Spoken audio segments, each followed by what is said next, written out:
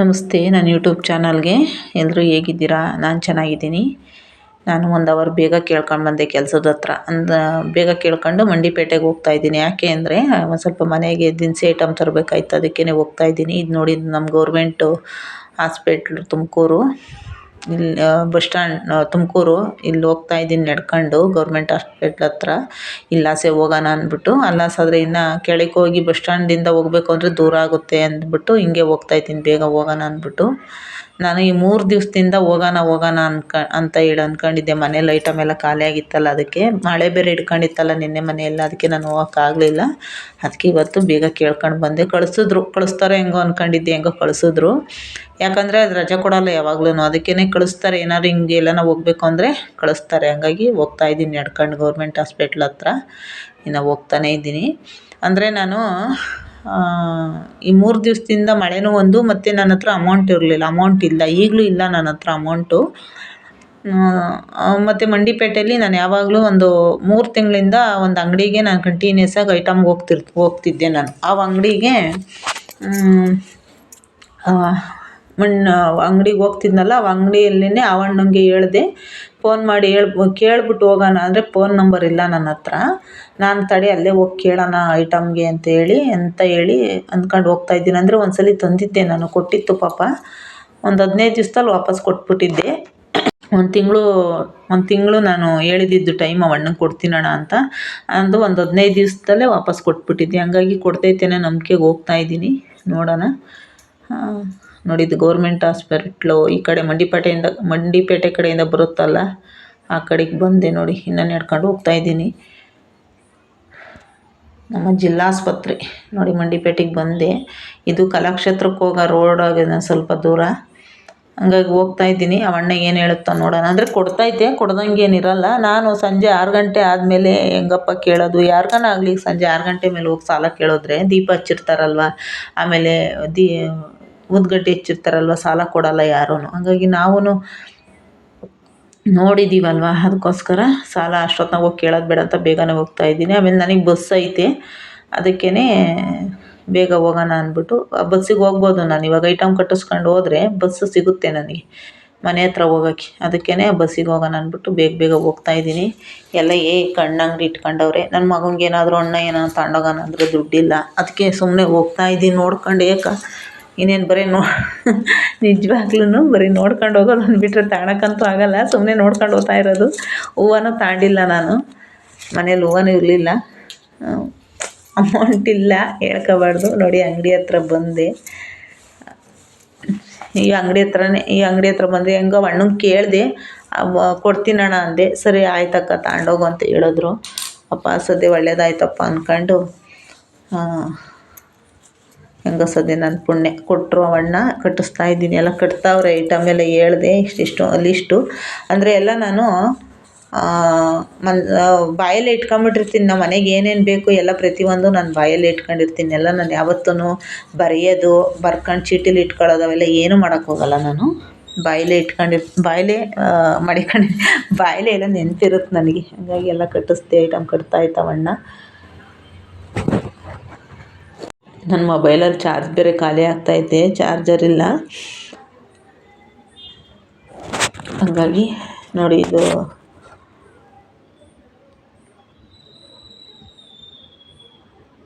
ಕಟ್ತು. ಗೊತ್ತಾ, ಮನೆಯಲ್ಲಿ ಪ್ರತಿಯೊಂದು ಐಟಮು ಇರಬೇಕು. ನನಗೆ ಮನೆಯಲ್ಲಿ ಐಟಮ್ ಖಾಲಿ ಆಗಬಾರ್ದು. ಆಮೇಲೆ ಏನು ಗೊತ್ತಾ, ನನಗೆ ಒಂದು ಸತಿ ತಗೊಂಡೋದ್ರೆ ಒಂದು 2 ತಿಂಗಳು, 1.5 ತಿಂಗಳು, 2 ತಿಂಗಳು ಐಟಮ್ ಇರಬೇಕು ಮನೆಯಲ್ಲಿ. ಅದಕ್ಕೋಸ್ಕರ ಒಂದು ಸಲ ಕಟ್ಟಿಸ್ತೀನಿ ನಾನು. ನನಗೆ ಅಲ್ಲಿ ತಂದು ಇಲ್ಲಿ ಮಾಡಬೇಕು ಅಂದರೆ ನನಗೊಂಥರ ಬೇಜಾರು. ನನಗೆ ಮನೆಗೆಲ್ಲ ಐಟಮ್ ಇದ್ದರೆ ನನಗೊಂಥರ ಖುಷಿ. ಅಂದರೆ ಏನು ಗೊತ್ತಾ, ಇವಾಗ ನಾವು ತಿಂಗಳಿಗೆ 2 ತಿಂಗಳಿಗೆ ಆಗಂಗೆ ಮನೆಯಲ್ಲಿ ಐಟಮ್ ತಗೊಂಡೋಗಿ ಹಾಕ್ಕೊಬಿಟ್ರೆ ದಿನಸಿ ಐಟಮ್ಮು, ಆಗಾಗಲೇ ನಾವು ದುಡ್ಡಿಕ್ಕಂಗಿರಲ್ಲ.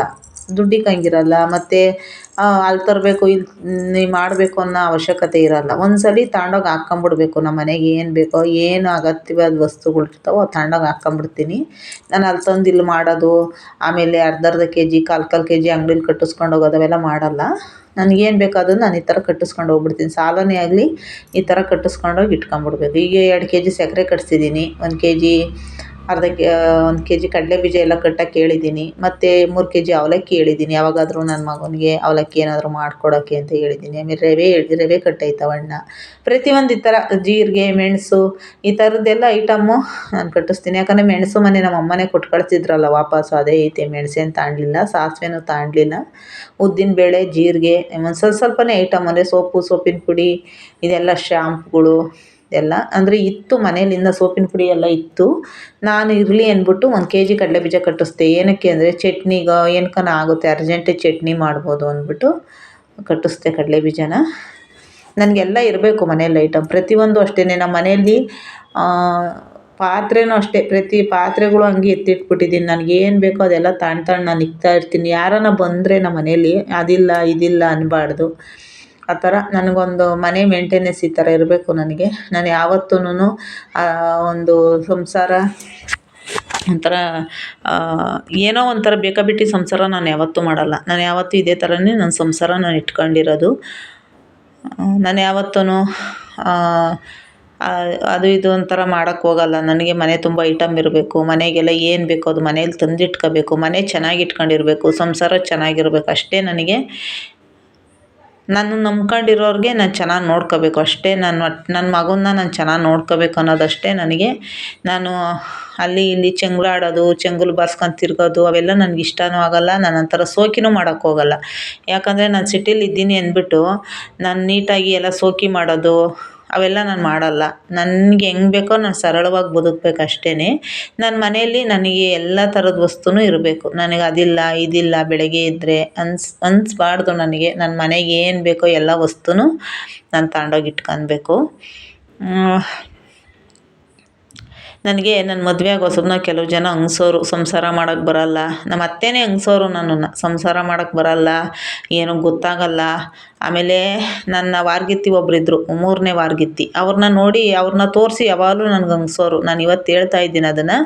ಆ ಅಮ್ಮನಿಗೆ ಒಂದು ಹೆಣ್ಣು ಒಂದು ಗಂಡು. ಆ ಅಮ್ಮ ಯಾವಾಗ್ಲೂ ಮನೆಗೆ ಇದ್ಕೊಂಡು ಅದು ಇದು ಮಾಡೋದು, ಆಮೇಲೆ ಕಟ್ಟು ಕುಯ್ದಂಗೆ ಅಡುಗೆ ಮುದ್ದೆ ಮಾಡೋದು, ಕಟ್ಟು ಕುಯ್ದಂಗೆ ಅನ್ನ ಮಾಡೋದು, ಆಮೇಲೆ ಇಷ್ಟಿಷ್ಟೇ ಮಾಡೋದು ಎಲ್ಲ ಮಾಡೋಳಲ್ಲ. ಅದನ್ನೆಲ್ಲ ತೋರಿಸಿ ನನಗೆ ಹೇಳೋರು, ನೋಡು ಅವಳು ಹೆಂಗೆ ಮಾಡ್ತಾಳೆ, ನಿನಗೇನೂ ಬರೋಲ್ಲ, ನಿಂಗೆ ಸಂಸಾರ ಮಾಡೋಕ್ಕೆ ಬರೋಲ್ಲ, ನೀನು ಸಂಸಾರಿನೇ ಅಲ್ಲ, ನಿನಗೇನು ಬುದ್ಧಿನೇ ಬರೋಲ್ಲ, ಹಂಗೆ ಹಿಂಗೆ ಅಂತ ಹೇಳೋಳು ಆ ಅಮ್ಮ. ನಮ್ಮ ಅತ್ತೆ ಯಾವಾಗಲೂ ನನಗೆ ಯಾವಾಗಲೂ ಜಾಸ್ತಿ ನನ್ನ ಜೀವನದಲ್ಲಿ ನನ್ನನ್ನು ಆಡ್ಕೊಂಡಿರೋದು, ನನಗೆ ಹಂಗ್ಸಿರೋದು, ಮತ್ತು ನನ್ನನ್ನು ಬೇಕಾಬಿಟ್ಟು ಇಲ್ಲಿ ನೋಡಿರೋದು, ಕಡೆಗಣಿಸಿರೋದೆಲ್ಲ ನಮ್ಮ ಅತ್ತೆ ಮನೆಯಲ್ಲೇ ನನ್ನನ್ನು ಜಾಸ್ತಿ. ನನಗೆ ಬೇರೆ ಯಾರೂ ಕಡೆಗಣಿಸಿಲ್ಲ. ನಮ್ಮ ಅತ್ತೆ ಮನೆಯಲ್ಲೇ ಜಾಸ್ತಿ ಕಡೆಗಣಿಸವ್ರೆ ನನ್ನನ್ನು. ನನಗೆ ಸಂಸಾರನೇ ಮಾಡೋಕ್ಕೆ ಬರೋಲ್ಲ, ಹಂಗೆ ಹಿಂಗೆ ಅಂತ. ಇವತ್ತು ನಿಜವಾಗ್ಲೂ ಹೇಳ್ಬೇಕು ಅಂದರೆ ಸಂಸಾರದ ಭಾರ ಹೊತ್ತಿರೋಳೆ ನಾನು ನಮ್ಮ ಮನೆಯಲ್ಲಿ. ಪ್ರತಿಯೊಂದು ಸಾಲದಿಂದ ಹಿಡಿದು ಪ್ರತಿಯೊಂದು ಒಂದು ಹುಲ್ಕಡ್ಡಿ ನಮ್ಮ ಮನೆ ಒಳಗೆ ಹೋಗಬೇಕು ಅಂದರೆ ಅದು ನನ್ನ ಕೈಲೇ ಹೋಗಬೇಕು. ಬೇರೆ ಯಾರೂ ನಮ್ಮ ಮನೇಲಿ ತಂದಾಕೋರಿಲ್ಲ. ಪ್ರತಿಯೊಂದು ಐಟಮು ಪ್ರತಿಯೊಂದೂ ನನ್ನ ಕೈಯಿಂದಲೇ ನಮ್ಮ ಮನೆಗೆ ಹೋಗ್ಬೇಕು. ಆಚೆಯಿಂದ ಒಳಗೆ ಏನೇ ಹೋಗಬೇಕು ಅಂದರೂ ನನ್ನ ಕೈಯಿಂದ ಹೋದ್ರೇ. ಬೇರೆ ಯಾರೂ ನಮ್ಮ ಮನೆಗೆ ಏನೂ ತಂದಿಲ್ಲ ಅವತ್ತಿಂದಲೂ. ಇವತ್ತೆಲ್ಲ ನನ್ನ ಮದುವೆ ಆದಾಗಿಂದಲೂ ಅಷ್ಟೇ. ಯಾರು ನನ್ನ ಮದುವೆ ಮಾಡ್ಕೊಂಡ್ರೆ ಪುಣ್ಯಾತ್ಮನೂ ಅಷ್ಟೇ, ಯಾವತ್ತೂ ಏನೂ ತಂದಿಲ್ಲ ನಮ್ಮ ಮನೆಗೆ. ಈ ಥರ ಏನೂ ತಂದು ನೋಡೂ ಇಲ್ಲ. ನಾನೇ ಪ್ರತಿಯೊಂದೂ ನಾನೇ ಮೇಂಟೈನ್ ಮಾಡೋದು. ಪ್ರತಿ ಒಂದು ಕೆಲಸನೂ ಮನೆ ಕೆಲಸದಿಂದ ಹಿಡಿದು ಹೊರ್ಗಡೆ ಕೆಲಸದಿಂದ ಹಿಡಿದು ಮನೆಗೆ ಏನು ತರಬೇಕು, ಮನೆಗೆ ಏನು ಬೇಕು ಏನು ಬೇಡ ಎಲ್ಲ ನಾನೇ ನೋಡ್ಕೊಂಡಿರೋದು. ನೋಡಿ ಅಷ್ಟೆಲ್ಲ ಓಡಾಡ್ಕೊಂಡು ಬೆಳಗಿಂದ ಕೆಲಸ ಮಾಡಿ ಬೆಳಗ್ಗೆ 8 ಗಂಟೆಗೆ ಹೋಗಿರೋಳು, ಅಲ್ಲಿ ಕೆಲಸ ಮುಗಿಸಿ ಮಂಡಿಪೇಟೆಗೆ ಹೋಗಿ ಐಟಮ್ ತಗೊಂಡು ಮತ್ತು ಅದನ್ನು ಬಸ್ಗೆ ಹಾಕ್ಕೊಂಡು ಬಸ್ ಸ್ಟ್ಯಾಂಡಿಂದ ತಿರುಗಿ ಮನೆ ಹತ್ರ ಹೊತ್ಕೊಂಡು ಬಂದು ನೋಡಿ ಎಲ್ಲ ಇಳಿಸಿ ನೋಡಿ ಎಲ್ಲ ಪ್ರತಿಯೊಂದೂ ತಂದು ಅದೆಲ್ಲ ಇವಾಗ ತೆಗೆದು ಎಲ್ಲ ಅವ್ರ ಜಾಗಕ್ಕೆ ಅವು ಜೋಡಿಸ್ಕೋಬೇಕು. ಆ ಥರ ನನ್ನ ಸಂಸಾರ. ನಾನು ಯಾರ ಹತ್ರನೂ ಬೆಳ್ಳು ಮಡ್ಚಿಸ್ಕೊಳ್ಳೋ ಮಟ್ಟಕ್ಕೆ ನಾನು ಸಂಸಾರ ಇಟ್ಕೊಂಡಿಲ್ಲ. ನಾನೇ ಇನ್ನೂ ಒಬ್ರಿಗೆ ಹೇಳ್ಕೊಡ್ತೀನಿ ಸಂಸಾರ ಯಾವ ಥರ ಮಾಡಬೇಕು ಅನ್ನೋ ಮಟ್ಟಕ್ಕೆ ನಾನು ಇವತ್ತು ಬಂದಿದ್ದೀನಿ.